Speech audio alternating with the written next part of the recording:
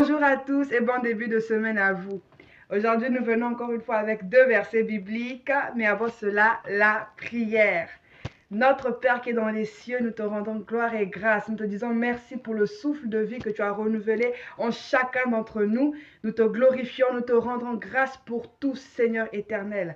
Que toute la gloire te revienne à toi et à toi seul. Saint-Esprit, parle à chacun d'entre nous à travers ta parole. Guide chacun d'entre nous.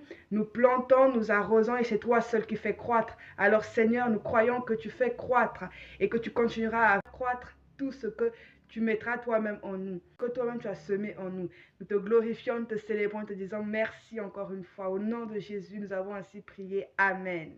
Notre premier verset se trouve dans l'Ancien Testament, dans le livre de Pierre, 2 Pierre, chapitre 3, verset 9. Je vais lire.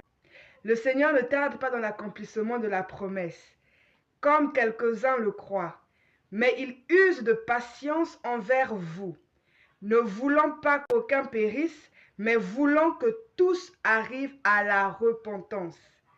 2 Pierre 3, 9. Le deuxième verset se trouve dans l'Ancien Testament, dans le livre d'Ésaïe, chapitre 26, verset 4. Je vais lire. Confiez-vous en l'Éternel à perpétuité, car l'Éternel est le rocher des siècles. Ésaïe 26, 4. Avant tout propos, j'aimerais vous dire cette phrase que le Seigneur m'a fait comprendre. Le calme est la clé en 2026. Le calme est la clé en 2026. Aujourd'hui, nous allons parler du calme.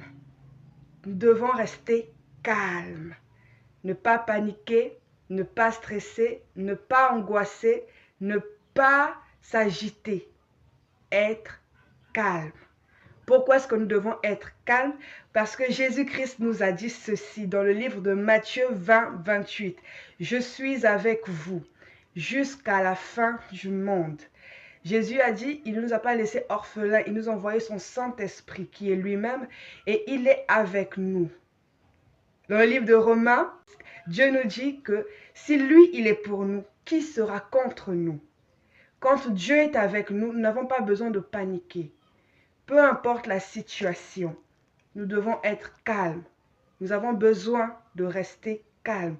Et le calme, c'est Dieu qui nous l'apporte. Jésus-Christ a dit ceci, je vous laisse ma paix. Et je ne vous la laisse pas comme le monde la donne. Quand Dieu donne quelque chose, ce n'est pas avec méchanceté, ce n'est pas avec arrière-pensée de destruction. Non, ça, ce n'est pas ce que notre Père Céleste, qui est le bon Père, fait. Quand Dieu nous donne quelque chose,